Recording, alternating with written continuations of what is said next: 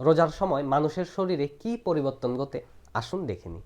ভোরের আগে সেহরি শেষ করার পর ধরুন রোজা শুরু হচ্ছে 4:30 থেকে 4:30 থেকে 8:30 পর্যন্ত 4 ঘন্টা। সেই 4 ঘন্টার মধ্যে সেহরির খাবারগুলো হজম হয় আর সেখান থেকে গ্লুকোজ তৈরি হয়ে আমাদের শরীরে শক্তি যোগায়। আর সেই শক্তিটা সেই 4 ঘন্টার মধ্যে তৈরি হয়ে এবং কি ব্যবহারও হয়ে যায়। তারপর নেক্সট 4 ঘন্টা 8:30 থেকে 12:30 পর্যন্ত সেই সময় আমাদের শরীর যখন গ্লুকোজের শক্তিটা আর পায় না, যেহেতু গ্লুকোজটা শেষ হয়ে গেছে, তখন আমাদের শরীর লিভার ও মাংসপেশি থেকে গ্লাইকোজেনগুলো টেনে ব্যবহার করে। গ্লাইকোজেন কি? গ্লাইকোজেন হচ্ছে আমরা যখন খাবার খাই সেটা তো গ্লুকোজে পরিণত হয়, গ্লুকোজ থেকে শক্তিতে পরিণত হয়, কিন্তু যে এক্সট্রা শক্তিটা বেঁচে যায় সে এক্সট্রা শক্তিটা প্রথমে লিভার ও মাংসপেশিতে গিয়ে গ্লাইকোজেন হিসেবে স্টোর হয়ে থাকে।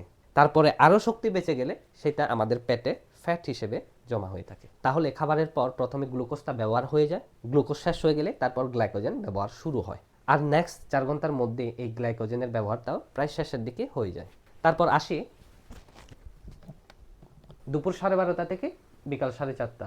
নেক্সট 4 ঘন্টা হচ্ছে ফ্যাট ভাঙা শুরু করে, যেহেতু গ্লুকোজও শেষ গ্লাইকোজেনও শেষ। এবার শরীর ফ্যাট ভেঙে শক্তি নিতে শুরু করবে, ফ্যাট ভাঙবে, সাথে মাংসপেশিকেও ভাঙা শুরু করে। কিন্তু যখন মাংসপেশি ভাঙা শুরু হয় তখন ব্রেন বলে মাংসপেশিটা এখন ভাঙা প্রয়োজন নেই, তাই ব্রেন গ্রোথ হরমোন রিলিজ করে। আর গ্রোথ হরমোন লিভারকে বলে তুমি এখন মাংসপেশি ভেঙো না, যত পারো ফ্যাট ভাঙো। তারপর সেই ইনস্ট্রাকশনটা পেয়ে 4:30 থেকে 6:30 মানে 12 থেকে 14 ঘন্টার মধ্যে আমাদের ফ্যাটগুলো আরও বেশি ভাঙতে শুরু করে, মানে ফ্যাট বার্নিং হয়। আর সেই সময় অটোফেজিও শুরু হয়। অটোফেজি মানে হচ্ছে নিজের শরীরের যত আবর্জনাগুলো আছে সেগুলোকে রিসাইকেল করে মেরামত করা হয়, যেগুলো লাগে না সেগুলোকে বের করে দেওয়া হয়। আর এই প্রসেসটা আমাদের শরীরের ক্যান্সারের রিস্কটাকে কমিয়ে দেয়, বার্ধক্য ধীর হয়ে যায়, আমাদের মস্তিষ্ককে আরও সক্রিয় করে তোলে। তাই অনেকে ফাস্টিংয়ের সময় তাদের ব্রেনটাকে একটু হালকা ফিল হয়। কিন্তু দুর্ভাগ্যবশত এই অটোফেজিটা বেশিক্ষণ টাইম পায় না, কেননা তারপর ইফতার শুরু হয়ে যায়।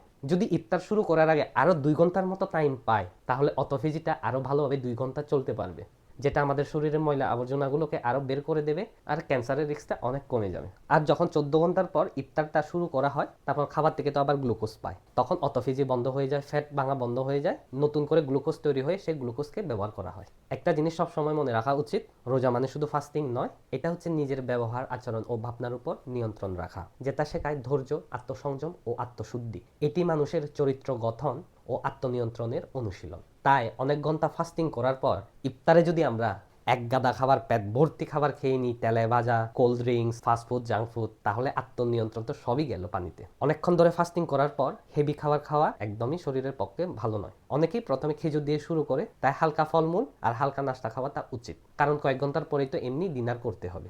রোজা যেহেতু শেষের দিকে, সকল মুসলিম ভাই বোনদের অগ্রিম ঈদের শুভেচ্ছা।